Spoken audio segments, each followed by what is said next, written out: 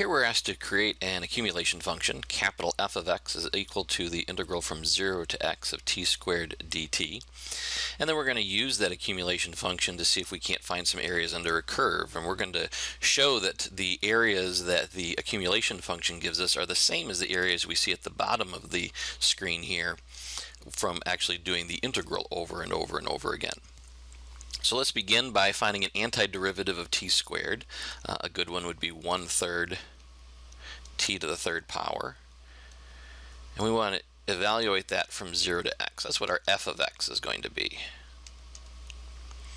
So if we plug in x, we're going to get that f of x is equal to 1/3 times x to the third, minus, if we plug in the 0, we're just going to get 0. So our f of x in this case is just going to be 1/3 x to the third minus 0, which doesn't change anything.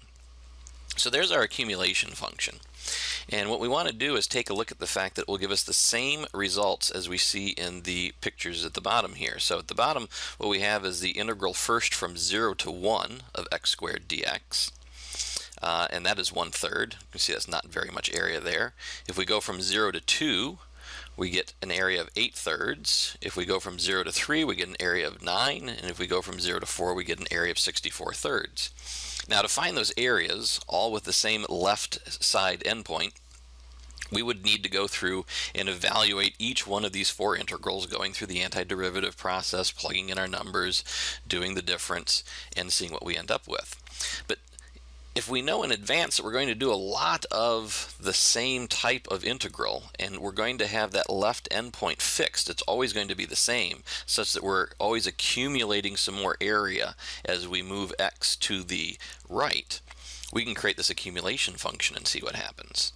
So for instance, we can look here and say that f of 1 is equal to 1/3 times 1 cubed, or 1/3, exactly the value we see down here for the integral from 0 to 1 of x squared dx. F of 2 is going to be equal to 1/3 times 2 to the third power. That's going to be 8/3. Again, the same result that we see below. F of 3 is going to be 1/3 times 3 to the third power. That's going to be 9. 27 over 3 is 9. And f of 4 is going to be equal to 1/3 times 4 to the third power, which is 64/3. So what the accumulation function gives us is the ability to evaluate a whole bunch of different integrals, in this case all with exactly the same left endpoint, by doing some very simple substitution. Going back to really some very basic algebra, we only had to do the calculus part once.